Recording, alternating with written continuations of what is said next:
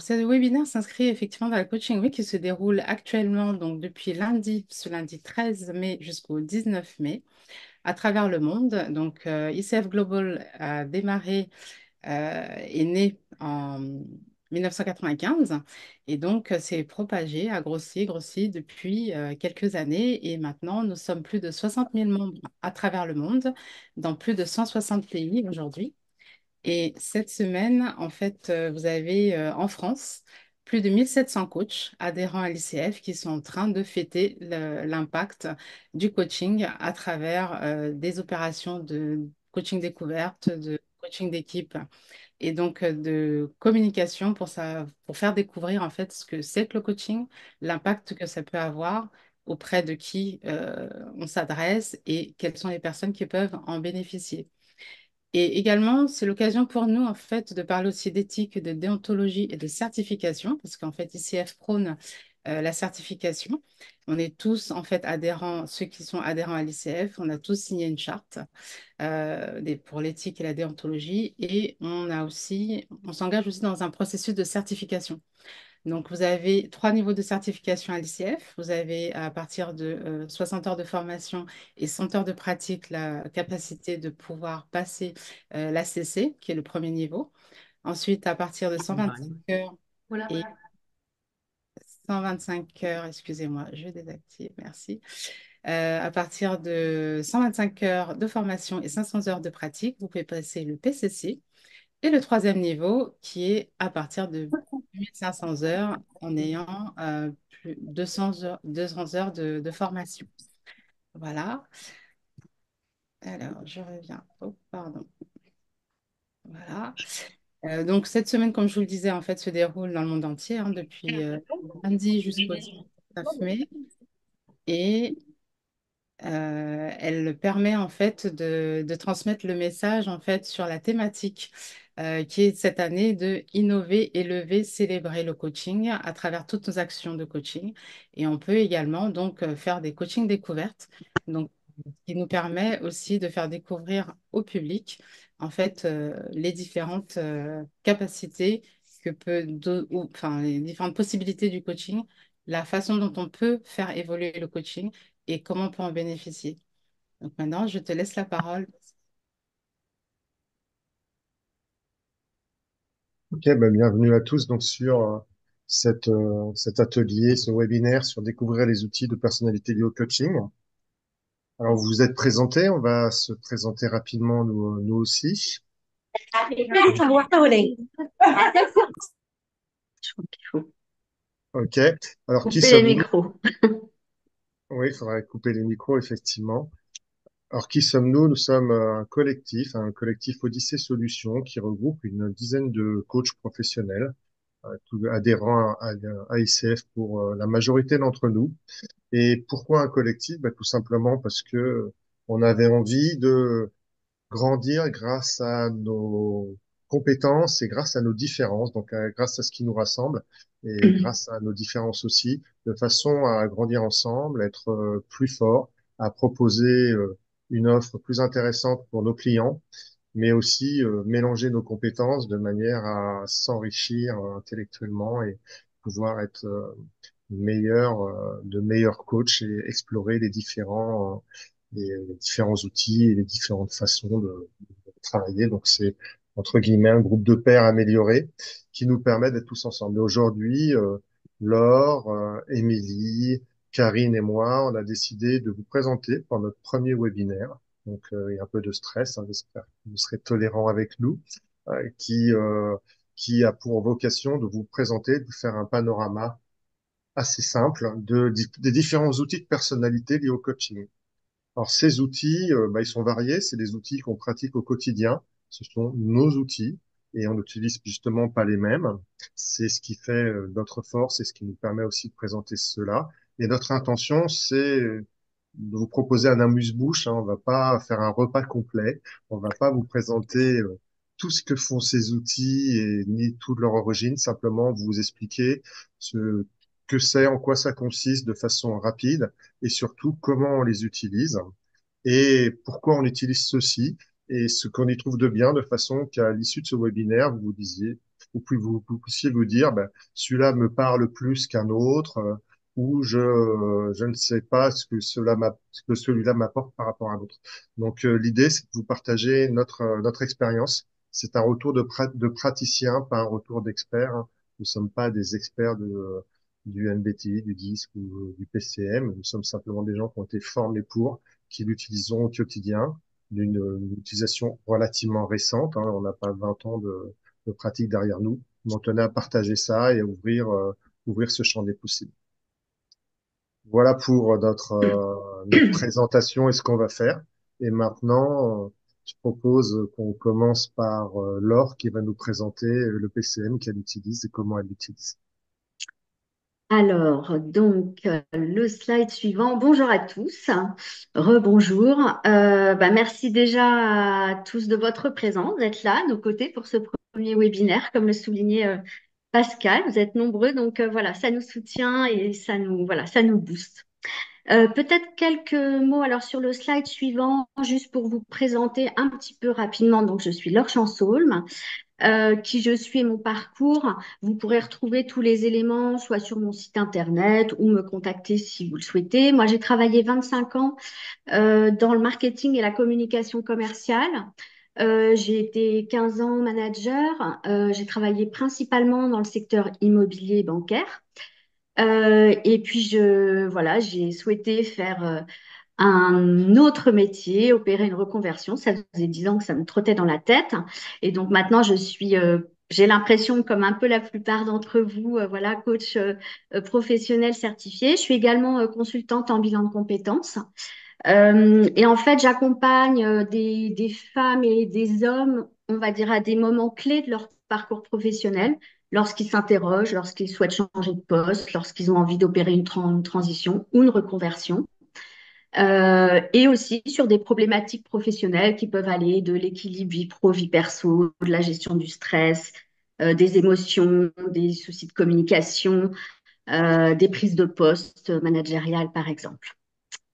Donc là, vous avez toutes les infos si vous souhaitez en savoir plus. Donc moi, je vais vous parler de process communication modèle. Alors deux petits dessins un petit peu pour démarrer sur le ton de l'humour. Mais peut-être pour qu'on partage des choses qu'on a déjà ressenties.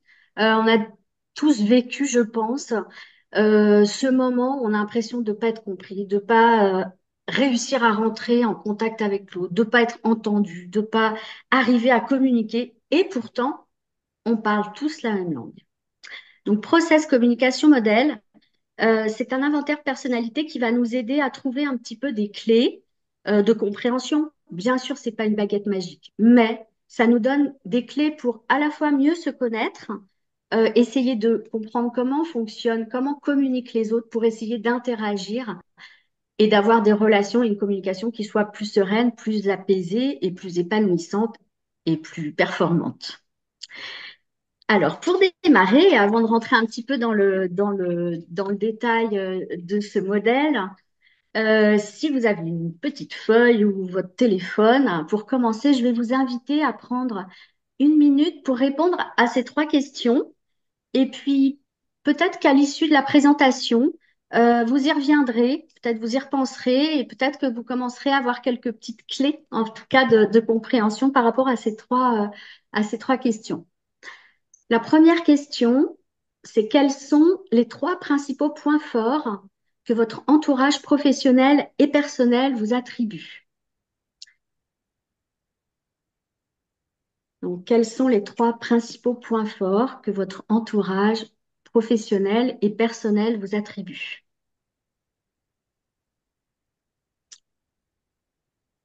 La deuxième question,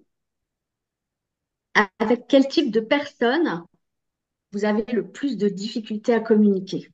Essayez de repérer dans votre job ou au niveau perso, familial, des amis, voilà. Quel type de personne vous sentez que c'est un petit peu plus dur de rentrer en communication?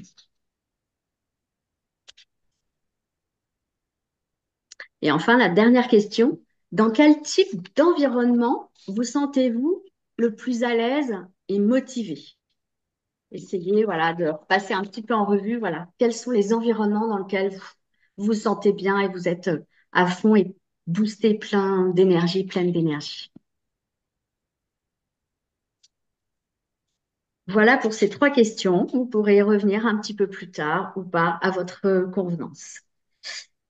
Alors, sur le slide suivant, quelques principes fondamentaux, on va dire, pour camper un petit peu le décor. Alors déjà, quelques mots sur l'origine de Process Communication Model. Il a été créé par un psychologue clinicien qui s'appelle Taibi Keller. Si vous êtes en formation et que vous avez peut-être été formé sur l'analyse transactionnelle, c'est peut-être un nom qui vous dit quelque chose. Donc, dans les années 70, c'est un modèle qui vient des États-Unis. Et pour la petite histoire, en fait, ces travaux ont été financés par la NASA. Pourquoi? Parce que la NASA, elle a besoin de recruter des astronautes, mettre en présence pendant X temps des personnalités qui peuvent être très différentes dans une navette spatiale qui va tourner autour de la Terre. Donc, vous imaginez que ces personnes-là en présence, il faut qu'elles arrivent à communiquer, à s'entendre, parfois à prendre des décisions qui peuvent être difficiles. Et donc, les travaux de Taibi Keller qui ont initié et créé ce modèle-là ont été utilisés par la NASA, le sont encore. Et d'ailleurs, Thomas Pesquet en a parlé il n'y a pas très longtemps dans la BD qu'il a sorti il n'y a pas longtemps. Donc, ProcessCom, c'est un inventaire de personnalité. C'est-à-dire que c'est un modèle de découverte et de compréhension de sa propre personnalité, mais aussi, ça nous donne des clés pour comprendre un petit peu plus son environnement. C'est comme si on essayait de mettre des nouvelles lunettes. Vous voyez, on chose des nouvelles lunettes et puis on a un regard qui est un petit peu différent sur comment on peut faciliter les échanges. Dans ce modèle, il y a 6 types de personnalités et nous avons tous ces personnalités en chacun d'entre nous. Il n'y a pas du bien, du moins bien. On les a tous avec des niveaux un petit peu différents, on va le voir. Quelques points clés à retenir qui me paraissent quand même intéressants et je pense que ça vaut aussi pour les autres outils qui vont vous être présentés.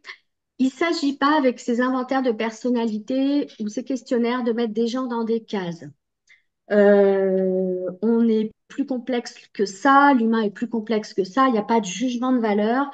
Ce qui est important, c'est que ça donne des clés de compréhension et il faut amener de la nuance. Un profil de personnalité, c'est pas une personne. On est unique, on est un mélange de ces 6 types de personnalités. Et peut-être ce qu'on peut retenir, et qui, je trouve, résume quand même ce que peut apporter Process Communication, c'est que la manière de dire les choses a autant et parfois plus d'importance que ce qui est dit. Vous l'avez sans doute peut-être vécu, c'est quelquefois la forme prend le dessus sur le fond. On retient que la façon dont on nous a parlé ou la façon dont on s'est adressé à l'autre et pas forcément le message. Et on va essayer de comprendre un petit peu pourquoi. Sur le slide suivant, euh, comment ça se passe de manière un petit peu concrète? Alors déjà, quelques mots, parce qu'on parle de personnalité. C'est quoi finalement une personnalité? Une personnalité, c'est composé de plein de choses. C'est quelles sont nos humeurs, comment on gère nos émotions, quelles sont nos réactions, comment on se comporte quand on est sous stress, quelles sont nos sources de motivation, nos opinions, nos pensées, tout ça, c'est ce qui crée notre individualité et notre singularité.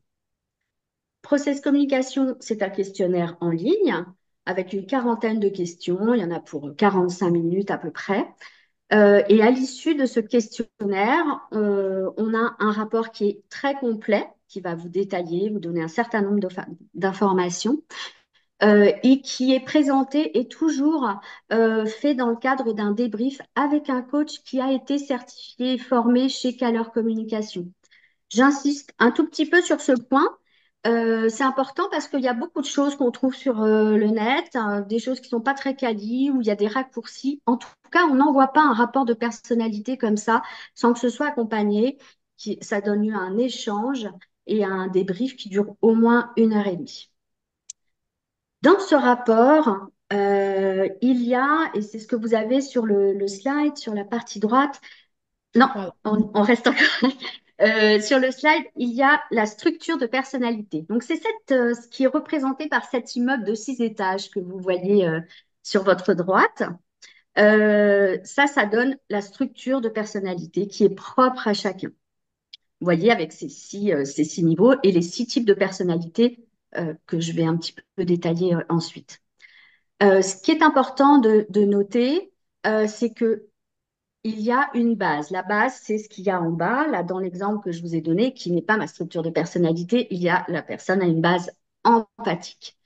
Donc, on va dire que ça, cette base, c'est ce qui est déterminé très tôt dans notre vie, que l'on a pour toute la vie, globalement vers 7 ans. Notre base, en tout cas de type de personnalité, la base est déterminée assez vite. Et c'est l'endroit, c'est la personnalité dans laquelle on se sent bien. C'est là où on a un maximum d'énergie. C'est notre zone de confort, c'est notre langue maternelle. Au-dessus de cette base, on a ce qu'on appelle la phase. La phase, c'est le type de personnalité qui est en cours de développement, c'est-à-dire qu'est-ce qui nous motive aujourd'hui à l'instant T dans notre vie. Cette phase, elle peut être évolutive, c'est-à-dire qu'au cours de notre vie, on peut changer de phase, c'est-à-dire que des choses qui nous motivaient à 20 ans, ça va plus être nos sources de motivation à 40. Mais on peut aussi avoir la même phase toute sa vie et c'est OK, c'est pas mieux ou moins bien. Alors, quels sont ces 6 types de personnalités sur le slide suivant? Alors, j'espère que vous voyez bien. Euh, je vais commencer donc par le type de personnalité empathique. Alors, la personnalité empathique, alors je ne vais pas dire elle, c'est pas une personne, mais bon, euh, type de personnalité empathique, ce sont les personnes qui sont compatissantes, qui sont chaleureuses, sensibles. C'est la personne dans les équipes qui, par exemple, va amener des chouquettes ou va proposer un café, va s'assurer que tout le monde se sente bien, que le cadre dans lequel on est, tout le monde peut donner le meilleur de lui-même. C'est un profil qui a besoin d'être reconnu pour sa personne et qui a des besoins sensoriels, besoin d'être nourri au niveau sensoriel. C'est par exemple, alors maintenant c'est peut-être un peu moins vrai que le flex office qui s'est développé, mais c'est sur les bureaux, avoir des petits objets personnels, le cadre de ses enfants, avoir un espace un petit peu rassurant. En général, c'est le type de personnalité empathique. Ensuite, nous avons l'analyseur. Alors l'analyseur, il est très logique dans ses points forts, très responsable et extrêmement organisé. Euh, Sa perception, son vocabulaire, sa perception passe par ses pensées. C'est quelqu'un qui aime structurer son temps, qui a des pensées factuelles, précises. C'est celui qui, quand il vient en réunion, il y a un ordre du jour, il y a un début et il y a une fin, et ça ne va pas déborder d'1 heure. Ensuite, nous avons le type de personnalité persévérant. Le persévérant, dans ses points forts, c'est quelqu'un de très engagé, d'observateur et de très consciencieux. Lui, sa perception passe par les opinions. Euh, il aime bien débattre des idées. Il a des convictions, il a des valeurs. Ce sont des profils qui souvent s'engagent pour des causes et il aime bien débattre en fait de tout ça. C'est quelqu'un qui va jusqu'au bout des choses. Il lâchera jamais. Vous lui confiez un dossier, il ira jusqu'à la fin. Ensuite, nous avons l'imagineur. Le profil imagineur, ses points forts, c'est quelqu'un d'imaginatif, de réfléchi, de calme. Ce sont des personnalités qui vont énormément visualiser les choses, qui sont assez fortes pour tout ce qui est innovation, pour travailler sur des concepts qui sont très visionnaires, mais qui ont aussi besoin, pour exprimer le meilleur d'eux-mêmes, d'être dans des endroits un petit peu calmes. Contrairement à l'énergiseur qui arrive après, alors lui, il est très spontané, il est créatif, il est ludique. Lui, c'est celui qui démarre la réunion en faisant une petite blagounette pour rentrer en contact. Il a un ton d'humour. Ça ne veut pas dire qu'il ne travaille pas sérieusement, mais il aime être connecté à l'autre sur ce ton-là. C'est une personnalité extrêmement créative et très ludique et spontanée. Et enfin, le dernier type de personnalité, c'est le promoteur. Le promoteur, dans son profil, il est extrêmement adaptable, persuasif et charmeur. Le promoteur, c'est la personnalité du défi et du challenge. Sa perception passe par l'action. Lui, il adore, si on va lui dire, allez, on se fait ça en une journée, il y va, il fonce. Il aime relever des challenges et des défis. Et il est extrêmement adaptable selon les situations dans lesquelles il se trouve. Alors là, on vient de voir sur le slide suivant, donc on vient de voir tous nos points forts finalement. Selon les types de personnalités, il y a des points forts qui peuvent être différents. C'est finalement nos super pouvoirs. Mais comment on peut les activer, ces super pouvoirs? Parce que si on ne les active pas, on ne passe pas à l'action. En tout cas, on ne donne pas la meilleure version de nous-mêmes. C'est comme une voiture, en fait. On a besoin de carburant pour avancer. Alors, vous voyez dans le tableau, je ne peux pas tout détailler, mais je vais prendre juste deux exemples pour illustrer un petit peu mon propos.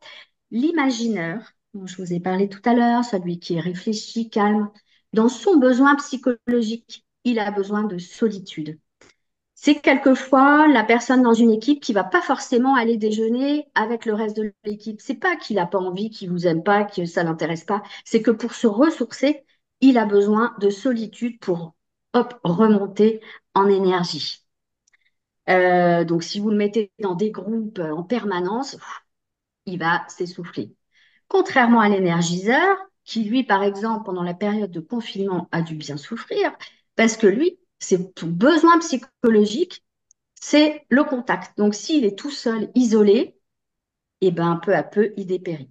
Donc, vous voyez dans le bénéfice de ce modèle, bien sûr qu'il y a encore, c'est un amuse-bouche, comme le disait Pascal, mais ce qui est important, c'est d'aller trouver ses besoins psychologiques.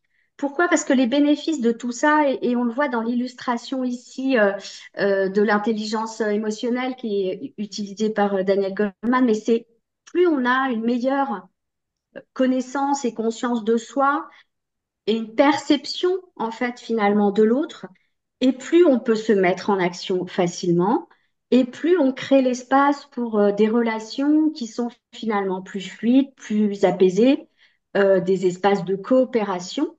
Et tout ça, c'est au service de quoi? Bah, de notre performance, dans le bon sens du terme, et de notre épanouissement aussi professionnel et personnel. Parce que ce process communication, je peux vous dire qu'avec des enfants, avec des ados, c'est génial pour comprendre un peu aussi leur mode de fonctionnement. Il n'y a pas que dans le travail. Alors, sur le slide suivant, je vous ai mis sur ces deux slides euh, un petit peu les clés pour comment, peut-être que là, à ce stade-là de la présentation, vous dites, ah tiens, moi ça me parle, je suis peut-être comme ça, ou tiens, tel, c'est vrai que dans son mode de fonctionnement, ça me dit quelque chose. Là, c'est un petit peu des clés pour se dire comment je me connecte à l'autre. Alors, je vais prendre l'exemple de l'analyseur. Euh, Lui, il est responsable et logique. Vous vous souvenez, c'est celui qui structure son temps, qui est dans la pensée factuelle, il cherche les faits, les données, les précis. Pour se connecter à lui, bah, il faut pas y aller en disant bah tiens, je prends un café alors que la réunion vient de démarrer ou bavarder du week-end, etc. Non, là, il faut être précis, il faut se connecter avec des informations complètes. Il faut valoriser aussi son travail et son temps. Si c'est quelqu'un que vous avez par exemple dans vos équipes et poser des questions factuelles, précises. Sur le slide suivant, on peut prendre comme exemple l'empathique, le profil empathique. Comme je vous le disais tout à l'heure, lui, c'est un profil chaleureux, compatissant, tourné, qui fait attention aux autres, qui veille à ce que tout le monde se sente bien, qui aime être apprécié pour ce qu'il est, besoin de reconnaissance sur sa personne. Et pour se connecter, il faut créer une atmosphère un peu plaisante, montrer qu'on le considère, qu'on fait attention à lui, et puis l'amener et être dans un cadre bienveillant. Si vous démarrez direct sur, tiens, tu montes tes tableaux, tes objectifs, bon, un petit ça va, comment ça a été le week-end, hop, et après c'est parti. Donc c'est juste des fois des clés, c'est pas grand-chose, mais ça permet à l'autre d'être au meilleur de lui-même. Voilà pour cette amuse-bouche sur process communication. J'espère avoir été claire. Peut-être que vous avez, voilà, vous pouvez revenir sur les questions du démarrage. Ça vous donne en tout cas des premières clés de compréhension. Moi, c'est un inventaire de personnalité que j'affectionne particulièrement, que j'utilise dans des coachings et aussi dans des bilans de compétences, quand il y a des objectifs, notamment de communication, de relations aux autres, de managériales, par exemple. Et puis, je trouve qu'il faut le prendre presque comme un jeu, se dire, mais tiens, il est comment? Tiens, si j'essaye de lui parler comme ça, que ça. C'est aussi le jeu d'aller à la rencontre de soi et à la rencontre des autres. Voilà, ben, je passe la parole à Karine qui va vous présenter le disque. Merci.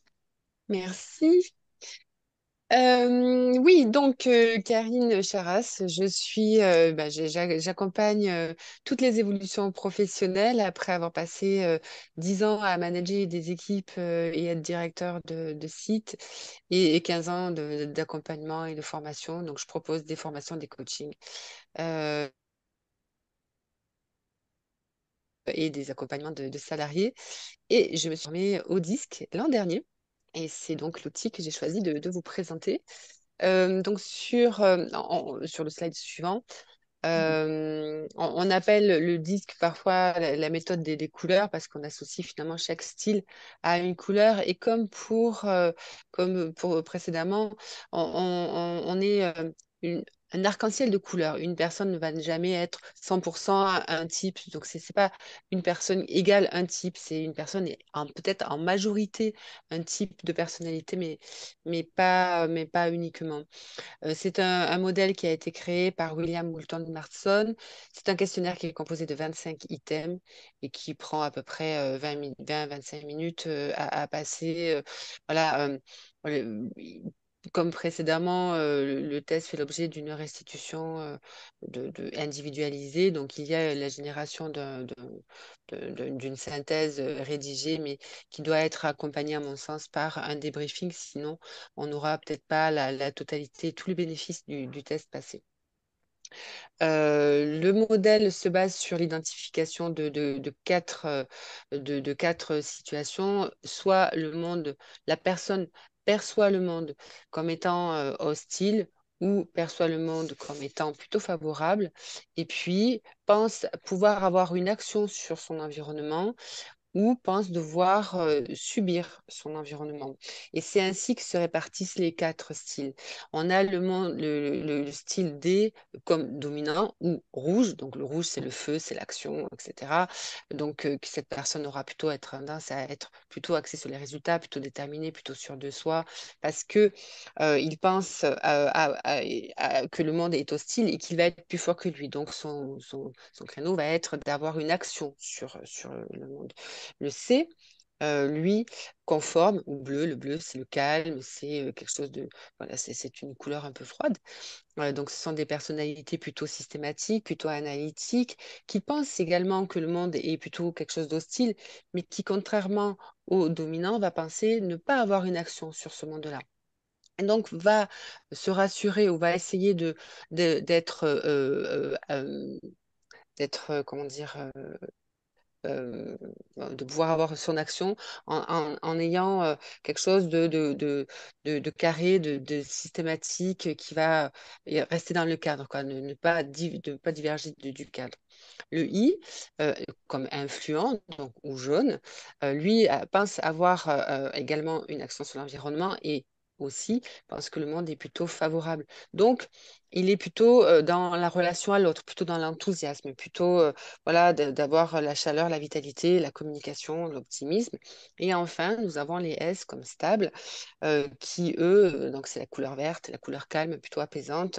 Voilà, donc le monde est plutôt favorable, mais il le subit, ne pense pas pouvoir avoir une action dessus. Donc les types C et S donc, perçoivent l'environnement comme étant plus fort. Ils atteignent leur objectif en suivant des règles pour le C ou en coopérant pour le S. Ils sont plus dans une logique réflexion, action, réflexion. Contrairement au C et au D pardon, et au I qui considèrent qu'ils ont le pouvoir sur l'environnement et donc ils atteignent leurs objectifs par une amicale persuasion pour le I et par le charisme pour le D. Et eux, ils sont plutôt dans une logique action, réflexion, action. Donc il y en a qui vont plutôt essayer d'être dans la réflexion en première intention et d'autres qui vont plutôt être dans l'action en première intention, qui changent de rythme et donc ils n'ont pas le même rythme. Et arriver à se comprendre et à comprendre cela, cela permet à des individus à mieux travailler ensemble. Sur le slide suivant, ce que je vous propose, c'est de jouer à les reconnaître. Et donc, d'après vous, alors peut-être vous pouvez les mettre sur le chat ou simplement dans votre tête, à quoi correspondent ça, chacun de ces objectifs? Attention, il y a des pièges. Les couleurs qui sont indiquées ne sont pas forcément les couleurs réelles. Si je vous dis médiateur, vous pensez à quel type? Si je vous dis impatient, vous pensez plutôt à quel type? Observateur ou stimulant?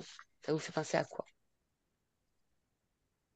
Et si on regarde les réponses, donc c'est le slide d'après, on voit que médiateur est plutôt de style vert, parce que comme le monde est favorable et et qu'il est plus fort que moi, je vais essayer d'éviter les conflits, je vais préserver l'harmonie. On voit que impatient est plutôt de type dominant, plutôt rouge, puisque le monde est favorable et que j'ai une action sur mon environnement, je veux voir les choses avancer, je veux remporter des défis, je veux aller vite. Donc je suis plutôt impatient. Observateur, lui, est plutôt rattaché à une personnalité de type bleu, plutôt conforme, puisque je vais me protéger de l'environnement en fonctionnant avec des procédures qui sont établies et communément admises. Je vais observer et je ne m'engage pas à la légère. Donc, je vais observer avant d'agir. Et stimulant, bah, est plutôt jaune, plutôt influenceur, parce que le monde est favorable. J'ai une action sur mon environnement, j'aime interagir avec les autres, j'aime être stimulée. Et en tant que coach, lorsqu'on va faire le débriefing, en première intention, on va interroger le conforme sur, par exemple, comment il réagit aux règles, comment il réagit aux procédures, comment il réagit à l'autorité. Pour un dominant rouge, on va demander, à majorité rouge, hein, on va demander comment il perçoit les challenges ou comment il perçoit les problèmes. Et il y a des chances pour qu'il réponde qu'il aime bien ça, en fait. À un stable, on va l'interroger sur comment il réagit aux changements, aux variations de rythme. Et il y a des chances pour qu'il dise qu'il n'aime pas tellement ça. Et enfin, avec un influent, on va aborder la question de ses interactions avec les autres. Est-ce qu'il en a besoin? Comment il est? Est-ce qu'il travaille seul? Comment ça se passe lorsqu'il doit travailler seul? Et, euh, et voilà. En général, donc on est une palette de couleurs, je vous ai dit, on n'est pas à 100% dominant, affirmé, on n'est pas à 100% analytique. On est en général un peu entre les deux. On est un petit peu tout. Et puis ça va dépendre de est-ce que on est dans une situation où on va être plutôt dans une situation avec un comportement plutôt naturel, ou est-ce qu'on va plutôt être dans une situation avec un comportement de type adapté. Et on part du postulat que lorsqu'on est au travail, on est plutôt avec un comportement de type adapté. Et lorsque on passe ce test, on est plutôt dans un comportement de type adapté aussi. Et je voulais aussi dire que lorsqu'on passe le test DISC, on passe également un test qui s'appelle test des forces motrices, qui est rattaché et qui va ensemble. Et ces forces motrices nous permettent d'évaluer les motivations profondes d'un individu. Et ça nous permet, lors du débriefing, de pouvoir à la fois aller sur ce panel de couleurs et donc de voir quelle est la majorité, et puis où est-ce qu'on est dans un adapté, où est-ce qu'on est au naturel, mais on va pouvoir croiser également avec l'ensemble des forces motrices. Et ce qui va nous permettre de pouvoir poser peut-être des étapes de coaching aussi et poser des objectifs de coaching. Donc, en bref, 4 profils, on l'a vu. Donc, plutôt le C, le spécialiste rationnel et qualifié, le D rouge, entrepreneur un peu plus intrépide, le S qui est vert, plutôt l'humaniste bienveillant, qui, voilà, avec beaucoup de patience, beaucoup de bienveillance et beaucoup de régularité, va pouvoir se préoccuper des autres et il va éviter les conflits à tout prix. Et le I, lui, qui est plutôt l'optimiste, qui est plein de ressources, qui va chercher à apprendre de nouvelles choses, essayer de nouvelles choses, rencontrer de nouvelles personnes, etc. Les mots-clés pour leur parler, bah, au bleu, on va dire comment. Comment est-ce qu'on va pouvoir agir? Comment on va pouvoir mener cet objectif-là? Au rouge, on va parler d'objectifs, voilà, quand est-ce qu'on se met au travail et pas dans une semaine et pas dans 15 jours. On va démarrer là tout de suite. Pourquoi pour le vert? Comment est-ce qu'on agit? Pourquoi on le fait? Quel est le sens? Et avec qui pour l'influenceur? Euh, pour conclure, le disque permet de présenter ses idées de façon plus convaincante, puisqu'on va adapter peut-être son vocabulaire pour pouvoir parler à tout le monde. Et ça permet aussi de résoudre des conflits de façon plus efficace.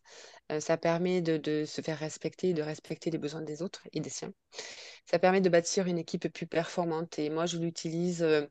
Alors, j'interviens beaucoup en formation sur des gestions de conflits et en coaching également. Et donc, ça me permet de passer le test à peut-être au manager ou peut-être à l'ensemble de l'équipe aussi, parce qu'on peut faire des disques d'équipe, des disques collectifs. Ça permet de pouvoir voir voilà, quels sont les besoins des uns et quels sont les besoins des autres. Ça nous permet de régler des dysfonctionnements interpersonnels, voilà, des coachings aussi lors des prises de poste pour que la personne puisse communiquer sur ses besoins. Et ça permet voilà, de permettre au client de déterminer ses axes de travail, permet à mieux comprendre les préférences du client et puis celles des autres, permet d'améliorer la communication et la collaboration dans les équipes. Et voilà, je l'utilise aussi parfois en recrutement, lorsqu'on doit recruter, lorsque j'accompagne un recrutement pour pouvoir construire une équipe qui va bien travailler ensemble, surtout sur les petites équipes. Parce qu'une personne en plus, parfois, c'est un grand tsunami. Donc, voilà, proposer le disque dans ces cadres-là, ça me semble pertinent. Voilà, j'ai tenu mon... Je pense que j'ai même été un peu rapide. Mais ça laisse de la place pour Pascal. Merci. Merci Karine. Donc on va avancer sur le MBTI. Moi je suis Pascal, je suis le créateur de Lycée Solutions, je suis coach et j'interviens en coaching et je suis praticien MBTI. Tout ça, tout simplement, je vous laisse aller voir plus tard, on va passer directement au MBTI. Donc le MBTI pour le Meyer Brings Type Indicator, excusez mon anglais, hein, il est lamentable mais c'est pas nouveau. Donc sur le slide suivant, l'origine du MBTI, on va passer aussi un peu rapidement, mais le MBTI, c'est un questionnaire qui ne sert pas du tout au recrutement, justement, c'est pas l'objectif de Myers-Briggs, même si à l'origine, ça a été créé un petit peu pour ça. L'origine du MBTI, c'est Madame Briggs, qui en 1942 ou 1943 s'est dit au moment où les hommes partaient à la guerre aux États-Unis que les femmes commençaient à intervenir dans le monde du travail.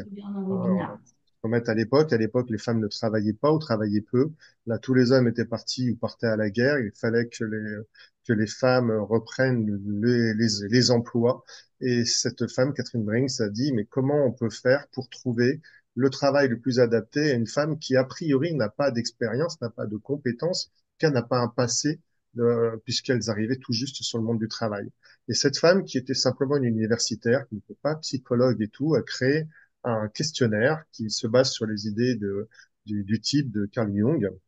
Et imaginez cette femme qui, dans un monde d'hommes, qui n'était pas psychologue, qui n'était pas une universitaire très qualifiée, même si elle était très très intelligente, la difficulté qu'elle a pu avoir à arriver avec une idée nouvelle qui permettait de typer un petit peu, de rassembler les gens dans des types.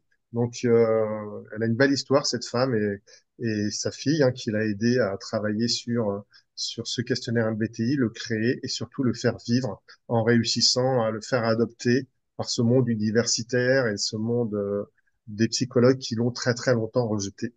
Et en 1962, le MBTI a pu effectivement bénéficier d'une première reconnaissance, d'une première publication, et désormais c'est un des questionnaires, c'est le questionnaire le plus utilisé au monde, sur lequel on a beaucoup de recul, et puisque plus de 10 000 articles ont été écrits à son sujet, et qui a fait ses preuves.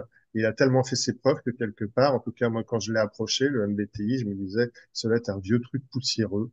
Eh ben, j'ai bien été surpris, pas du tout.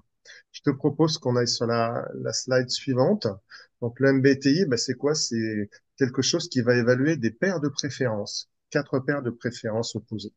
Alors, c'est quoi une préférence? Je vous propose un petit exemple. Ceux qui l'ont déjà fait, ben, vous pouvez tout de suite répondre dans le chat sur qu'est-ce que ça vous fait. C'est simplement d'écrire votre nom avec votre nom, avec votre main préférée. J'essaie d'aller vite, j'y arrive plus, du coup. Donc, écrivez facilement votre nom ou signez avec votre main préférée. Et tout de suite après, faites-le avec votre autre main. Et dites-nous dans le chat ce que vous avez ressenti quand vous avez signé avec votre main préférée. Quels sont les adjectifs qui vous viennent en tête tout de suite? Et au contraire, qu'est-ce que vous avez ressenti quand vous avez écrit votre nom avec votre main non préférée?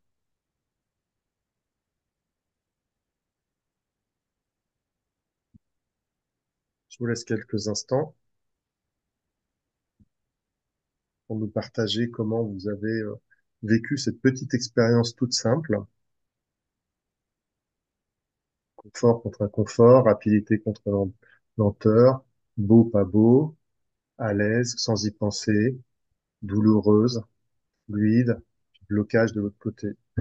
C'est tout à fait ça que le questionnaire MBTI va évaluer en termes de préférence. On sait faire les choses avec les deux mains, on arrive à écrire avec les deux mains, mais avec notre main préférée, ça va être effectivement intuitif, ça va être simple, ça va être rapide, ça va être facile. Quand on le fait avec l'autre côté, ben, ça peut être catastrophique, trop dur, impossible, illisible, comme nous dit Sylvie. C'est moins naturel. Par contre, on arrive à le faire. Donc, les préférences évaluées par le questionnaire, les quatre paires qu'on va voir sur le slide suivant, c'est tout à fait ça. Il y a quelque chose qui est facile à faire, c'est notre préférence, c'est ce qu'on fait naturellement, ce en quoi on est doué, entre guillemets. Hein. Ça ne nous empêche pas de le faire de façon différente, mais de le faire de façon différente, ça va nous demander un tout petit peu ou beaucoup plus d'efforts selon de quoi il s'agit. Et c'est ces paires-là, ces quatre paires qu'on va explorer dans l'MBTI. Alors, la première paire, c'est extraversion ou intraversion. Hein, ça n'a rien à voir avec la sociabilité, hein, c'est simplement la manière dont on reçoit ou on oriente son énergie. Comment je récupère mon énergie? Est-ce que c'est côté extraversion ou intraversion? Le deuxième paire, c'est sensation ou intuition. Pas encore.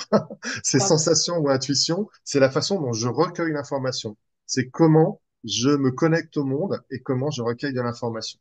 Pensée et sentiment, là, c'est la manière de décider comment je parviens à une conclusion.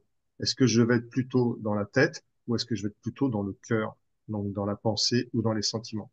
Et jugement et perception, qui là aussi n'ont rien à voir, les mots n'ont rien à voir avec notre vocabulaire habituel, c'est pas juger quelque chose ou comment je perçois effectivement le monde, mais c'est plutôt comment je vais agir, comment j'aborde le monde qui m'entoure, comment je suis dans l'action.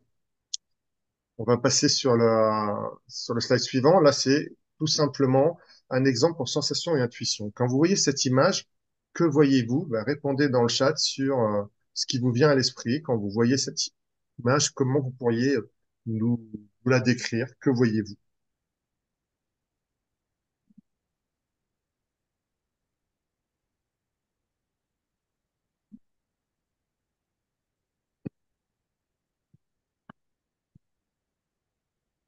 Beaucoup de choses. Une projection mentale, une imagination du rêveur, un visage. Quoi d'autre? Laisse finir ce qu'on commençait à écrire. Un bel conte, une belle époque, l'insouciance. D'accord. Un rêve d'évasion, un penseur. Quelqu'un qui va être plutôt dans la sensation, donc qui va être plutôt S dans le modèle du type NBTI, il va plutôt voir tous les détails. Il va voir effectivement une multitude, il va voir des objets, il va voir un tracteur, il va voir des gens qui lisent, il va voir des pots, il va voir une locomotive. Hein. Quelqu'un qui sera plutôt dans l'intuition, donc plutôt N pour intuition, parce qu'il était déjà pris, hein, tout simplement. Quelqu'un qui va être plutôt dans l'intuition va plutôt avoir il va plutôt avoir une vision globale, c'est-à-dire il va voir un rêveur, effectivement, il va voir quelque chose d'abstrait, il rêve d'évasion. Là, on est tout à fait sur quelqu'un qui serait plutôt N, parce quelqu'un qui voit dans cette image quelque chose de plutôt conceptuel. Il n'y a pas de bonne ou de mauvaise préférence. Hein. Il n'y a pas un bon ou un mauvais type. On est tous différents. Il y a des choses qu'on voit chacun à sa façon. Quelqu'un qui va être côté sensation verra plutôt les détails, il va s'attacher aux détails. Quelqu'un qui sera intuition va voir va avoir plutôt une vision globale. Donc, avec cette réflexion, je vous laisse deviner si vous êtes S ou si vous êtes N en fonction de ce que vous avez écrit. Je pense que ça va aller de soi assez vite. Je propose qu'on aille sur le slide suivant. Je respecte moi aussi mon délai, hein. J'ai un challenge assez important et j'ai hâte d'entendre Émilie. Qu'avez-vous vu? Vous me l'avez dit. Donc on passe au suivant. Donc ces paires, ces quatre paires, donc les quatre lettres qui vont entre guillemets vous définir, c'est-à-dire le I ou le E, le S ou le I, etc., vont définir un type. Donc forcément, mathématiquement, il y aura quatre types de personnalités différentes, hein, et qui vont marquer effectivement ce que vous êtes, ou plutôt quelles sont vos préférences. Hein. Préférences qui sont des préférences naturelles, un peu comme dans le PCM, mais forcément, il y a des préférences qui vont devenir adaptées. Hein. Si vous avez un accident et que vous perdez votre main préférée, vous ne pouvez plus l'utiliser, ben, vous allez apprendre à vous servir de votre côté, de votre autre main. Si vous êtes plutôt pensée, parce que vous êtes très structure, enfin, si vous êtes plutôt sentiment, et que vous travaillez dans un travail, si vous êtes comptable, vous travaillez dans quelque chose dont vous demande beaucoup de faits, ben, vous allez au bout d'un moment vous adapter. Il n'empêchera pas que votre première préférence, votre premier réflexe sera d'aller vers votre type. Alors moi, mon type, c'est INTP. Donc I, parce que pour retrouver mon énergie, j'ai besoin de solitude, j'ai besoin de me retrouver, de me reconnecter à moi-même. N, parce que je vois plutôt les choses de manière globale. Moi, je vois le penseur sur l'image, je vois pas tous les petits détails. Je les vois aussi, les petits détails, mais ce que je retiens, c'est l'émotion que l'image va me donner. Je suis pensée, donc je suis T, hein, parce que je suis plutôt attaché aux faits. Ça ne veut pas dire que je n'ai aucun sentiment et que je ne suis pas capable d'avoir de l'empathie. Et je suis P, parce que je suis quelqu'un qui décide des choses au dernier moment, plutôt qui me laisse de la liberté, là où le J a besoin de structure, de respecter un planning, de respecter l'emploi du temps. Et j'ai beau être P et vouloir faire les choses à l'arrache au dernier moment, il me reste 4 minutes. Donc mon côté J va dire il faut que tu respectes effectivement ton planning et on va passer à la page suivante. Alors à quoi ça sert le MBTI? Le MBTI c'est beaucoup plus puissant que je l'imaginais en tout cas quand j'ai commencé ma formation MBTI. Tous les clients avec qui j'ai pu faire un questionnaire sont vraiment ressortis enfin, changés. Et c'est quelque chose qui est très utilisé dans l'accompagnement individuel des relations, dans le développement personnel, dans le développement managérial et le leadership, dans la cohésion d'équipe, dans les relations. Tout ça, on le retrouve dans le coaching, hein, forcément. Donc, ça nous touche tous en tant que coach. Et le rapport MBTI, donc le MBTI, ça se présente comme un questionnaire en ligne, hein, comme les autres questionnaires. Ça prend une vingtaine de minutes. Ça donne lieu à un débriefing d'environ 2 heures, un débriefing à l'américaine, c'est-à-dire cadré. Vous avez peu de place à l'improvisation. On vous demande d'avoir la poker face en permanence pour avancer. Mais c'est quelque chose de très puissant qui permet enfin, le client repart vraiment avec des axes de développement. Il sait un peu mieux qui il est, comment il fonctionne et comprend un peu mieux quelle est sa carte du monde, mais aussi que sa carte du monde peut être différente de l'équipe dans laquelle il est, des gens qu'il fréquente. Et le point commun qu'on peut avoir avec les 3 outils qu'on a vus, c'est vraiment que il y a un travail sur soi-même qui nous permet de savoir qui on est, mais surtout comment on interagit avec les autres et que toutes les différences sont là, qu'elles ont toutes leurs richesses et que il faut se mettre un peu à comprendre l'autre et à la place de l'autre et faire preuve d'empathie pour avancer un petit peu plus chacun dans nos domaines. Le dernier slide, s'il te plaît. Donc là, c'est pour aller plus loin. C'est quelques ressources que vous aurez dans le slide pour découvrir un peu mieux comment fonctionne le MBTI. Et du coup, je suis allé un peu vite. Il me reste 2 minutes, mais je te les donne, Émilie, parce que tu as plein de choses à dire et j'ai hâte de t'écouter aussi. Merci à vous tous. Merci, Pascal. Eh oui. Donc, je vais vous parler d'un outil que j'affectionne et qui est complémentaire à ce que vous avez pu voir jusque-là, parce qu'on a parlé d'outils de personnalité qui vous permettent en fait d'avoir une meilleure connaissance de vous. Et en fait, moi, l'outil que j'aime beaucoup, c'est la roue de la vie. Donc, avant d'aller plus loin, bon, pour vous présenter rapidement, donc j'ai 14 ans d'expérience en entreprise, j'ai été manager pendant 11 ans, j'ai connu différents métiers, j'ai testé le marketing opérationnel, de la communication, j'ai fait 3 postes différents en contrôle de gestion dans différents contextes, etc. J'ai réussi à gérer une reconversion en ressources humaines jusqu'à devenir responsable de gestion carrière. Et puis, bah, tout s'est arrêté parce que je suis allée au burn-out. Et c'est vraiment quelque chose que je ne souhaite à personne sur Terre. Et c'est une des raisons pour lesquelles aujourd'hui, bah, je suis coach pour pouvoir permettre à chacun de s'épanouir avant qu'il ne soit trop tard et de se prendre ce mur qui est vraiment très vilain. Donc voilà, je vais continuer. Donc, pour vous parler de cet outil que j'aime beaucoup, donc qui est un outil d'introspection et qui permet de prendre la hauteur en fait sur différents domaines de vie. Donc c'est un diagramme qui est organisé par un grand domaine de vie. Il peut s'adapter en fait en fonction du besoin du client. Donc s'il y a des domaines qui parlent pas, enfin, en tant que coach, vous avez la possibilité d'adapter en fait à ce qui va parler. C'est un outil qui permet d'entrer vraiment en fait dans la vie en fait de son client Ça lui permet en fait d'évaluer à un moment donné, bah, son niveau de satisfaction dans chacun de ces domaines. Et je le trouve intéressant dans le sens où il permet de relativiser et d'agir en entonnoir, en fait, pour entreprendre un chemin plus serein. C'est-à-dire on va pouvoir identifier dans chacun des domaines ce qui va pas, et de ensuite arbitrer, en fait, dans quel domaine ça sera plus intéressant d'aller consacrer de l'énergie, et ensuite de définir, en fait, des plans d'action. Et ça permet également aussi de renforcer la motivation de la personne qui fait cet exercice dans son désir de changement et aussi de prendre conscience des conséquences en fait qu'un changement dans un domaine peut avoir dans d'autres domaines. Donc je l'aime beaucoup cet outil et je l'utilise aussi pour euh, quand il y a plusieurs sessions, plusieurs séances qui ont eu lieu, de refaire un point pour aussi ancrer en fait ce qui a évolué dans la vie de la personne et de toujours m'assurer que l'objectif qui avait été pointé au départ est toujours d'actualité ou s'il a besoin de réajustement. Je vous partagerai un peu plus tard un exemple pour un client. Donc ça, je vous le laisse un petit peu en petit teaser.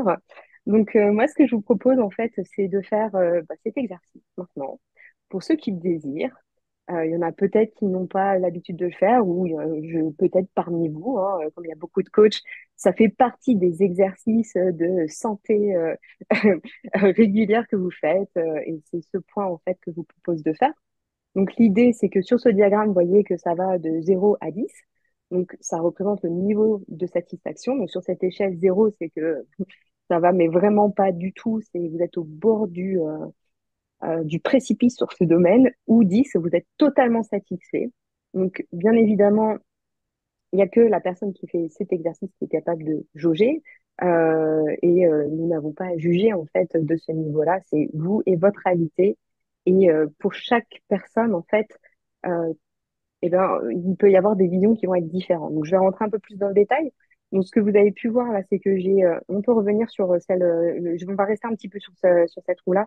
Donc, sur les domaines que j'ai matérialisés, à savoir la carrière, la finance, la famille et les amis, la relation amoureuse, le développement personnel, loisirs, détente, santé et environnement. Alors, Kesako, hein, parce que tout est relatif, encore une fois, et c'est très important de l'avoir en tête en coaching. Donc, pour la carrière, la question qui se pose, c'est de savoir à quel point vous êtes satisfait de votre situation professionnelle actuelle. Pour certains clients, on peut avoir des personnes qui disent, bah, je m'ennuie grandement dans mon poste, ça me plaît plus trop, ou que vous n'oseriez jamais mettre un 10 parce que vous savez qu'il y a cette promotion que vous cherchez et que vous voulez atteindre et que tant que ça sera pas fait, ben, on arrivera on n'arrivera pas en fait à ce niveau de satisfaction à 10. Et bien évidemment, en fait, c'est ce que vous voulez et ce qui fait sens pour vous. Pour les finances, donc c'est à quel point vous êtes satisfait de votre situation financière. Donc il y a certaines personnes qui peuvent avoir l'envie d'être mieux rémunérées, d'arriver à une certaine indépendance financière, et d'autres personnes non, parce que c'est pas des éléments qui sont importants pour eux. Et donc forcément pour eux le niveau sera plus élevé. Et encore une fois, ça dépend de vous. Euh, Ensuite, on a la famille et les amis. Donc, c'est à quel point vous êtes satisfait des relations que vous entretenez dans votre entourage. J'ai eu certains clients parfois qui m'ont remonté qu'ils ne voyaient pas suffisamment en fait leurs amis et qu'en même temps ils s'apercevaient bah, que cela venait de leur travail, qui captait toute leur énergie et qui prenaient conscience à ce moment-là en fait qu'un rééquilibrage devenait nécessaire pour se sentir mieux. Pour les relations amoureuses, bah, c'est à quel point vous êtes satisfait de votre ou vos relations, là encore, pas de jugement. Et donc ça peut se traduire sur comment vous épanouissez en couple, quel est le temps que vous passez ensemble, à quel point vous arrivez à communiquer vos besoins, communiquer avec l'autre. Bref, tout ce qui va être vraiment important pour vous dans un couple, est-ce que c'est présent? Est-ce que c'est satisfaisant? Et si oui, à quel niveau? En ce qui concerne le développement personnel, donc ça va être à quel point vous êtes satisfait de votre épanouissement personnel. Alors, il y a des personnes qui vont dire, bah, ça va, j'ai un niveau suffisant de connaissance de moi-même, j'ai plutôt confiance en moi. Et puis, il y en a d'autres qui vont dire, bah, non, enfin, la confiance en soi, c'est pas encore trop ça. J'aimerais bien introduire aussi des outils qui me permettraient de réussir à mieux gérer mon stress. Ça va être un sujet important. Et donc, ils vont se challenger sur cet aspect-là. Pour ce qui est des loisirs et des détente, bah, c'est comment vous vous épanouissez dans vos loisirs, à quel point vous arrivez à vous aménager des espaces de détente dans votre quotidien. Et la santé, donc c'est quel est votre niveau de forme générale, d'énergie? Y a-t-il un sujet que vous laissez de côté? Voilà, pareil, ça peut être, bah, tiens, je réalise que ça fait longtemps que je suis pas allée faire un bilan de santé auprès de mon médecin. C'est vrai que j'ai pas trop la patate en ce moment. Ça pourrait peut-être être intéressant et me donner des pistes pour retrouver la forme. Ça peut être votre activité sportive également. Ça peut être aussi d'accepter en fait et d'accueillir le fait que en ce moment c'est pas trop ça, que il y a des insomnies, il y a beaucoup d'anxiété et de vraiment d'accueillir cette information-là. Moi, je sais que si j'avais fait la roue de la vie à un moment donné où ça allait pas trop dans mon travail, j'aurais peut-être pris conscience que j'allais vers le mur. Et donc voilà, c'est pour ça que j'aime beaucoup cet outil parce que il permet de poser des mots et de se dire, bah tiens, bah, finalement, c'est vrai que c'est peut-être pas normal de pas se sentir si bien, finalement que quand je rentre au travail, bah, j'ai envie de pleurer quand je me gare ma voiture. Voilà, c'est ce genre de choses. La bonne nouvelle, c'est qu'on peut toujours s'en sortir. Voilà, ça aussi, j'avais envie de le dire. En ce qui concerne l'environnement, donc c'est l'environnement dans lequel vous êtes. Est-ce qu'il est satisfaisant pour vous? Que vous soyez en appartement, en maison, en province, à Paris, que vous soyez en ville, à la campagne, enfin, à quel point vous êtes là où vous avez envie d'être dans votre quotidien. Et ça peut être aussi des petites choses, hein. On n'est pas obligé de parler de déménagement tout de suite, mais ça peut être, bah tiens, ça fait 3 mois que je devrais faire les joints de ma baignoire, il serait temps que je m'y attelle, ou encore de réparer cette porte de placard dans l'entrée et ça fait 3 mois que vous galérez à la fermer. C'est des petites choses, c'est des petits cailloux, mais accumulés, ça peut commencer à peser un peu. Donc c'est l'occasion pour vous de vous noter ça et de penser à qu'est-ce que ça vous apporterait en plus en termes de confort, de satisfaction, de sérénité. Donc voilà, donc je vous laisse quelques minutes pour griffonner ça, pour prendre des notes sur votre ordi en fonction de comment vous vous sentez le mieux. Donc quand c'est OK pour vous, bah, vous pouvez mettre des petits OK dans le chat.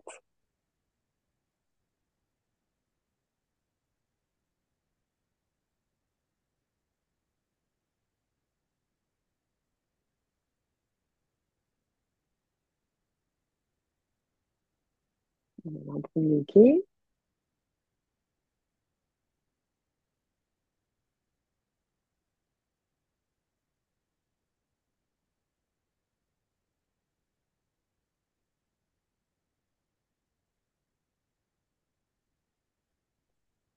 Voilà, je vois qu'il y a quelques OK qui se sont manifestés. Je vais donc continuer. De toute façon, s'il y a besoin pour communique en fait ce modèle. Enfin, c'est un modèle que vous trouvez assez facilement quand même sur Internet. Donc, si vous avez besoin de vous créer votre roue, bah, vous voyez un peu comment ça fonctionne. Donc là, on va passer à quelques questions. Donc, une fois que vous avez fait cette évaluation par domaine, donc vous avez mis les notes qui vous conviennent, et poser cette question de, bah, finalement, quels domaines sont satisfaits? Dans quel domaine, en fait, les choses vont plutôt bien? Dans un second temps, donc l'autre question qui va arriver, magnifique Prisca, merci. Ça va être dans quel domaine, en fait, bah, ça ne l'est pas du tout, ou pas totalement, hein. Pas du tout, c'est un peu extrême de ma part. En tout cas, pas assez à votre goût. La question d'après, ça va être de dire, bah, dans quel domaine souhaiteriez-vous travailler, consacrer de l'énergie, du temps pour améliorer votre vie? Et finalement, de se dire parmi ces domaines, et ça là qu'intervient la quatrième question, ce serait, s'il fallait choisir un domaine, lequel serait le plus facile à améliorer, vous apporterait le plus de satisfaction? C'est ça que je vous parlais d'entonnoir tout à l'heure. C'est-à-dire, bah, finalement, reprenons un peu de recul. Aujourd'hui, je suis avec telle problématique et ça pèse vraiment. que quand on s'aperçoit, j'ai eu le cas avec un client comme ça qui est arrivé en disant, il faut que je change de travail, ça va pas du tout, ça va pas du tout. Et on a fait l'exercice de la roue de la vie. Et finalement, à côté, lui, les relations amoureuses, c'était à deux. Euh, Au niveau de la santé, il n'était pas du tout content. Au niveau du développement personnel, il y avait une mauvaise image en fait de lui. Et en discutant, on s'est aperçu finalement que bah, la situation professionnelle, c'était pas si terrible que ça. En fait, ça pouvait passer et que finalement, la priorité de ses actions devait se tourner sur ça. Et en discutant encore un peu plus, je me suis aperçue que bah, il avait commencé déjà à se mettre en action sur ces sujets. Donc, c'était trouver une nouvelle activité, s'inscrire à la salle de sport et commencer des entraînements. Dans les loisirs et détente, bah, il avait commencé à s'inscrire dans un cours de théâtre, donc il avait besoin de voir avec du temps ce que ça allait donner. Et que le sport, le fait d'augmenter en fait comment son activité sportive, ça allait lui permettre d'avoir une meilleure santé, une meilleure estime de lui, donc en termes de développement personnel, il était mieux. Et là, il a cliqué, il s'est dit, bah, faut que je fasse ça en premier parce que derrière, quand j'aurai un physique qui sera satisfaisant, parce que le pauvre, il complexait parce qu'il était tout fin et il s'est dit, mais je suis pas assez costaud, j'ai pas assez d'allure, je suis pas assez fort. Et moi, j'ai envie d'avoir une stature un peu plus imposante, sans devenir Jason Tatum, mais l'idée, c'était de se dire que d'augmenter dans ce domaine-là, ça allait lui permettre ensuite de pouvoir explorer le domaine de la relation amoureuse et d'avoir la force et de la conviction que ça pouvait marcher et qu'il serait plus attirant et qu'il aurait plus de chances d'être avec la personne qu'il souhaitait. Donc voilà pour ça. Donc pour aller plus loin, donc une fois que vous avez fait cette introspection, vous avez choisi le domaine en faisant ce système d'entonnoir, bah, vous avez la possibilité de vous formuler un objectif en fait. C'est-à-dire, bah, bon, si on retient l'exemple de mon client qui s'est dit, bon, bah, finalement, c'est le sport, et ben c'était se dire, bah, c'est de maintenir une routine et réussir à aller 2 fois par semaine au sport. Et le premier petit pas, ça aurait pu être dans son cas, bah, trouver la salle de sport la plus proche de chez moi ou la plus proche de mon travail pour être sûr que je vais rester engagée par rapport à ça. Et ensuite, c'est de prendre cet engagement avec soi et se dire, bon, eh ben, cette inscription à la salle de sport, je pense que, il va me falloir 15 jours pour faire tout le tour des salles. Mais le mois prochain, j'ai choisi la salle de sport dans laquelle j'allais m'inscrire. Voilà comment on arrive à fonctionner. Et enfin,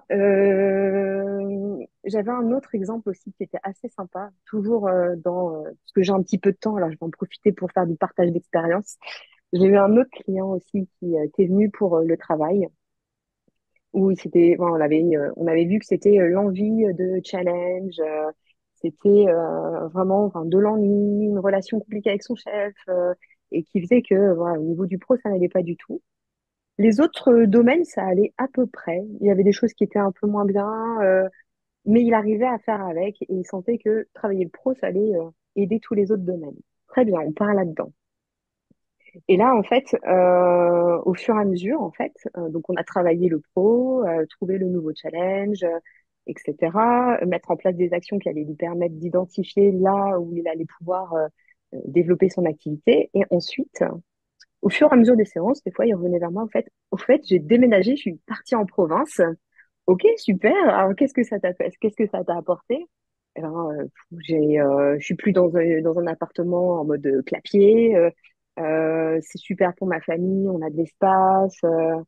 Et puis en fait, je vais pouvoir m'inscrire au tennis. J'ai trouvé mon cours de tennis, super. La séance d'après, je fais voir comment ça se passe en province et comment ça se passe par rapport au travail, les opportunités, parce qu'on est toujours l'objectif du professionnel. Je fais oui, oui, oui. Et puis figure-toi, il me fait que là, en un mois, j'ai réussi à aller 4 fois à mon cours de tennis. Et tu te rends compte, Émilie, 4 fois, c'est le nombre de fois que j'ai fait l'année dernière sur toute l'année en étant à Paris. Et donc là aussi, c'était le constat de se dire que son domaine loisirs et détente avait, à travers ces changements, oui, ça avait augmenté. Donc, c'est toujours des choses que quand on commence à bouger, quand on commence à savoir ce qui est important pour soi, on prend des actions, euh, on choisit la locomotive en fait qu'on veut, mais ça peut avoir des répercussions positives dans tous les autres côtés. Donc c'était ce retour d'expérience aussi que je voulais vous donner, et même aussi pour pas vous donner une idée biaisée des choses, c'est que ces changements, mine de rien, ça a venu déséquilibrer sa relation amoureuse. Alors, on avait identifié au tout début, ça faisait partie de ces domaines qui n'étaient pas très satisfaisants. Néanmoins, donc c'est venu complètement casser. C'est-à-dire qu'il a réglé plein de choses. Ça a laissé la place en fait à faire évoluer la relation et ça s'est pas bien passé pour lui. Soit. Le fait est que quand j'ai abordé la situation avec lui, il était en capacité de comprendre ce qui s'était passé, d'aborder la situation aussi avec sérénité, parce qu'il savait pourquoi en fait ça ne fonctionnait plus. Il savait ce qu'il allait à faire. Il savait que finalement la partie pro, il allait vraiment la mettre de côté parce que ça allait avoir des impacts par rapport à sa famille et qu'il allait consacrer son énergie là-dedans. Et donc on a revu en fait c'était quoi ces next steps pour lui et en fait il est en train de gérer ça avec sérénité et j'attends de ses nouvelles très prochainement. Donc voilà comment ça se passe aussi pour, même en cas de difficulté, ça permet d'avoir ce recul et de mettre du sens sur ce qui est fait malgré les difficultés et d'avoir ces capacités de se dire, bah, je vais les surmonter et ça va aller. Et voilà pour moi. Et je vous remercie pour votre écoute.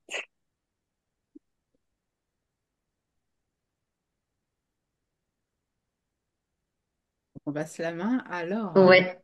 Alors, pour du coup terminer cette présentation, donc je vais pas me représenter.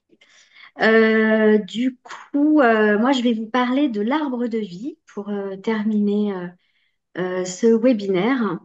L'arbre de vie, il a été introduit en France par Dina Scherer et valorisé énormément par Dina Scherer.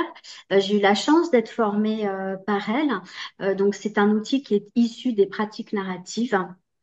Et l'arbre de vie, il vient utiliser la métaphore de l'arbre pour aider le coaché à faire émerger ses ressources, ses forces, ses compétences. L'idée, c'est que, et je vais vous expliquer comment après, c'est qu'on puisse non pas aller pointer du doigt sur ce qui manque, ce qui ne fonctionne pas, quelles sont ses faiblesses, mais plutôt aller regarder, aller honorer ses forces, être en plein et aller raconter les histoires de manière positive. Quel récit on fait de notre histoire? On pose à chaque fois une intention, donc il y a plusieurs protocoles possibles sur l'arbre de vie. Ça peut être sur la confiance et l'estime de soi, ça peut être dans le cas d'une reconversion ou d'une transition professionnelle, ça peut être aussi sur de la gestion du stress, des émotions, quand on crée notre structure ou une association, ou aussi pour préparer son départ à la retraite. Alors, sur le slide suivant, comment ça se passe de manière un peu pratico-pratique et concrète? On va demander en fait à notre client, à notre coaché, de dessiner un arbre avec ses racines, le sol, le tronc, des branches, des feuilles et des fruits. Et par notre questionnement de coach, on va aller l'aider à aller renouer sur et honorer aller chercher ses ressources, ses forces et ses compétences. Donc, sur les racines, qu'est-ce qu'on va chercher à faire? On va regarder un petit peu ce qui s'est passé dans sa vie. On est un rétroviseur pour aller regarder qu'est-ce qui a déjà fonctionné dans votre vie. Quels défis vous avez déjà relevés? Qu'est-ce que la vie vous a déjà appris? Et ça, ce sont les racines. Le sol, on va aller le questionner pour que notre client arrive à sortir une ou deux, trois valeurs ou besoins fondamentaux euh, incontournables sur lesquels il ne souhaite pas, il ne veut pas déroger. Ensuite, on va le questionner sur le tronc. Le tronc, c'est sa colonne vertébrale. Le tronc, c'est aller le questionner sur c'est quoi vos forces, c'est quoi vos compétences, c'est quoi vos talents, sur quoi vous pouvez vous reposer de manière solide pour être debout. Ensuite, les branches. Alors que sur les racines, on regardait un petit peu en arrière, sur les branches, on va se projeter vers l'avenir. C'est quoi vos rêves? C'est quoi vos espoirs? C'est quoi vos envies pour l'année, à moyen terme, les 5 ans à venir? Donc là, on va lui demander d'aller se projeter de manière positive vers l'avenir. Ensuite, les feuilles de cet arbre, de par le questionnement, c'est l'aider à aller chercher et identifier les personnes qui ont été inspirantes sur l'ensemble de son parcours de vie. Quelles sont les personnes ressources? Peut-être passées, peut-être actuelles, mais ça peut être aussi un lieu, ça peut être un animal. Enfin, voilà, il peut y avoir différentes, ça peut prendre différentes formes. L'idée, c'est à travers les feuilles que la personne puisse identifier son club de soutien, son club de vie, c'est sur qui, de manière stable, notre coaché peut s'appuyer. Et ensuite, les fruits, qui sont pas forcément dans tous les protocoles, c'est selon l'intention et l'objectif. Euh, c'est quels sont les cadeaux de la vie? Qu'est-ce que j'ai vécu à un moment donné dans ma vie euh, sur lequel j'ai retiré des bénéfices, sur lequel j'ai finalement appris sur moi et c'était peut-être une épreuve, mais finalement, j'en ai ressorti énormément de choses. Donc, cet arbre de vie, donc là, ça peut paraître presque simple. Je sais pas comment vous dire, mais il y a presque un côté aussi un peu naïf. C'est un outil qui est extrêmement puissant, que j'adore utiliser. J'ai vu qu'il y avait une question, je vais y répondre, que j'adore utiliser. Euh, En général, moi, dans les accompagnements que je fais auprès de mes clients, je l'utilise quand la personne doute, quand il y a souvent une problématique ou un objectif sur la confiance en soi et l'estime de soi, quand la personne est beaucoup dans le oui mais, et quand on a besoin pour redéclencher une mise en action qu'elle aille se reconnecter avec ses forces. Et je peux vous garantir qu'il y a un espèce d'effet waouh parce que la personne a dit, ah ouais, mais c'est vrai, j'avais oublié, j'ai fait ça, j'ai réalisé ça. Et juste ces quelques mots, ces prises de conscience vont l'aider énormément à avancer. Et je trouve que le deuxième bénéfice, euh, c'est que ça permet de sortir de son mental.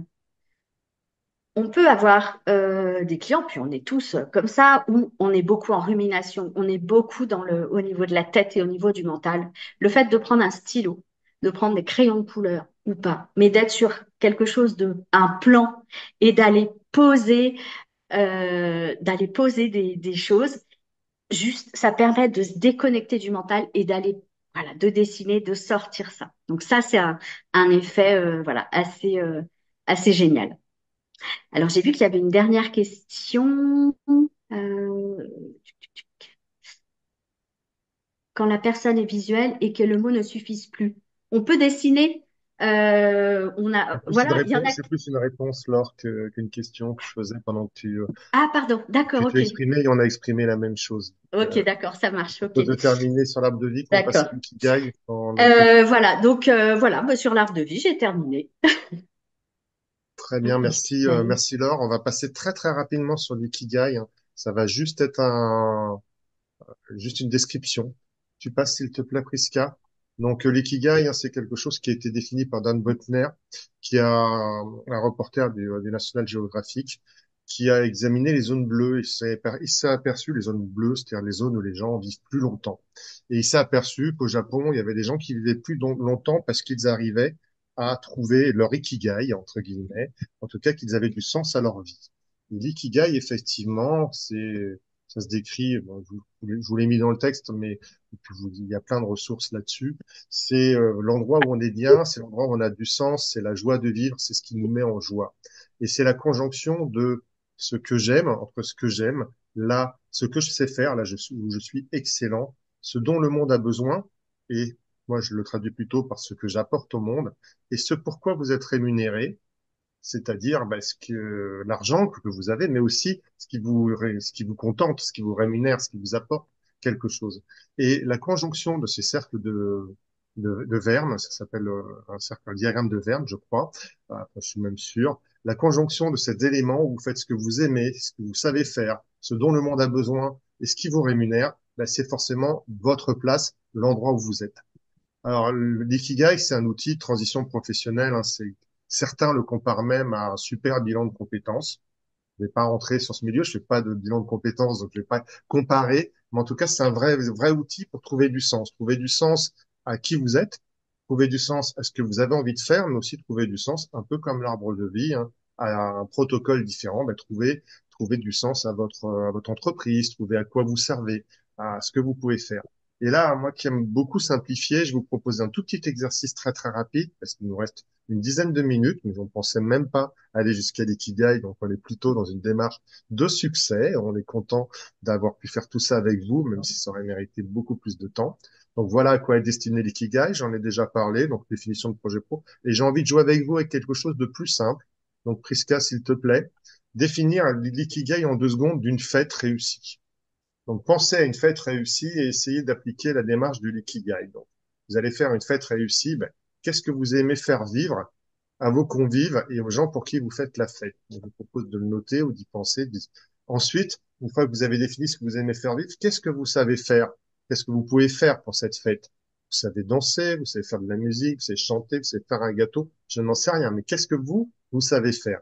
Ensuite, on va passer à ce dont le monde a besoin. Ben, le monde a besoin ici, c'est vos convives. Ben, de quoi ont besoin vos convives? Qu'est-ce qui leur ferait plaisir? Qu'est-ce qui leur permettrait de leur donner de la joie ou autre? Et enfin, le dernier point du cercle, qui va être pensé à ce qui vous rémunère. Et à vous, qu'est-ce que vous avez envie de voir dans cette fête? Qu'est-ce qui va vous apporter de la joie? Le sourire des gens qui sont avec vous, le fait qu'ils vous disent merci, le fait qu'ils soient nombreux, le fait qu'ils participent. Je n'en sais rien, il n'y a que vous seul qui vous le savez. Mais vous voyez, pour un exemple tout simple, hein, c'est un ikigai, c'est qu'un exemple. Bah, la démarche de l'ikigai, vous pouvez l'appliquer à quelque chose de bien plus grand. Ce qui marche pour définir une fête, se dire, ben voilà ce que j'ai envie de faire vivre, voilà ce que j'aime, voilà ce que je sais faire, voilà ce que je veux apporter à mes invités, et voilà ce qui me fait plaisir de vivre avec eux. Quand vous les définissez, vous avez l'ikigai, entre guillemets, le mot est un peu fort, mais l'ikigai de la fête réussie. Et si vous appliquez ça à quelque chose de plus grand, un projet de vie, du sens à votre vie, en appliquant le parcours Ikigai, bah, quelque chose de très fort, de très puissant. C'est quelque chose qu'on pratique, hein, que je pratique aussi. Moi, je le fais avec Provalence, avec la boxe Ikigai, qui est un parcours en 20, en 20 étapes et 10 sessions. Mais il y a d'autres façons de le faire. Je vous invite à aller voir le site de Provalence. Vous avez plus de 130 coachs formés par Claudine Deslandres, qui est une coach ICF, qui nous apporte plein de choses à la communauté. Et regardez un petit peu ça. Et si vous avez des clients qui sont vraiment en quête de sens, ou si vous-même vous êtes en quête de sens, ben, regardez l'ikigai, ce que ça peut vous apporter justement. On en finit là pour l'ikigai. Alors, il y a plein d'autres outils de personnalité, hein. Je vous en ai cité quelques-uns là, pour aller plus loin. Vous avez le Energy Analysis, moi, qui me plaît bien, mais qui est plutôt dédié au mode professionnel, qui permet de savoir comment faire pour être bien dans votre activité professionnelle. Donc, en gros, qu'est-ce qui vous permet d'être dans le flow? L'énéagramme avec ses 9 types de personnalité. Je vous ai mis une ressource YouTube. Je peux pas en parler, je le connais pas assez, mais c'est très puissant. Le leadership Circle Profile, qui est un outil américain pour le leadership, les talents de Gallup, dont on a tous entendu parler. Et quelque chose, moi, qui m'a ému, hein, c'est le quotient émotionnel, hein, qui est pas tout à fait dans le même genre de choses, mais qui permet de mieux se connaître et de travailler sur ses émotions. Et c'est quelque chose dont on a besoin en coaching, de mieux se connaître pour être plus proche de nos clients, pour pouvoir s'approcher d'eux. On en a terminé, on a respecté, je crois, à 5 minutes près, notre objectif. On est à votre disposition s'il y a des questions. On a encore un petit peu de temps. N'hésitez pas à aller dans le chat. Je vous enverrai ce soir la présentation et demain ou après-demain le lien vers l'enregistrement dès que je l'aurai. Si vous avez des questions, ben, comme on dit, n'hésitez pas à partager ce que vous avez ressenti pendant ce webinaire et vous aurez nos Pascal, tu as coordonnées une si vous avez question besoin sur de plus l'ikigai, d'informations. effectivement. Il y a Cara qui dit que dans l'exemple, je ne perçois pas tout à fait la nuance entre la première et la quatrième question. Entre la première et la quatrième, ben, ce que vous aimez, c'est ce que vous aimez faire.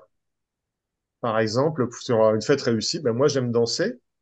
C'est pas moi, hein, je suis plutôt empoté, mais j'aime danser. Ben, ce que j'aime faire, ben, je vais faire quelque chose autour de du thème de la danse ou du déguisement. La quatrième question, c'est ce qui vous rémunère. Qu'est-ce que vous allez retirer de ce que vous apportez à la fête? Qu'est-ce qui va vous remplir de joie à la fin de cette fête? C'est simplement de vous être amusé ou que les gens avec vous ont eu l'air contents? Ce qui vous rémunère, ce qui va vous nourrir, en fait. Il y a ce que vous aimez faire, ce que vous mettez en place, mais c'est pas parce que vous aimez le faire que ça vous nourrit dans le cadre d'une fête. Est-ce que je suis plus clair?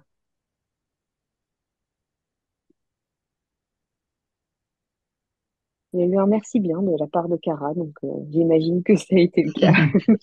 J'imagine, mais c'est qu'il y a vraiment un exemple, entre guillemets, pour illustrer un petit peu comment la conjonction de ces quatre cercles peut nous permettre d'arriver à un grand résultat. Cas, c'est avec beaucoup d'émotion, moi, que j'ai partagé ça avec Laure, avec Émilie, avec Karine. C'est notre première à nous, notre première action de notre collectif. N'hésitez pas à prendre contact avec nous, à nous voir si on peut apporter quelque chose. Et on vous remercie d'avoir été nombreux, hein, à ce webinaire, d'être restés. D'être Ça nous fait resté. plaisir. Ouais, Voilà, On va d'être faire une belle restés. merci. fête. Et puis, Ouais, on va fêter ça. on vous souhaite une très très bonne soirée et n'hésitez pas à prendre contact avec nous et à revenir sur toutes les actions de cette super Coaching Week organisée par ICF. Mhm. Et un grand merci à Priska pour Je être vous en avec prie, nous, nous avec grand avoir aidés. plaisir. Avec grand plaisir.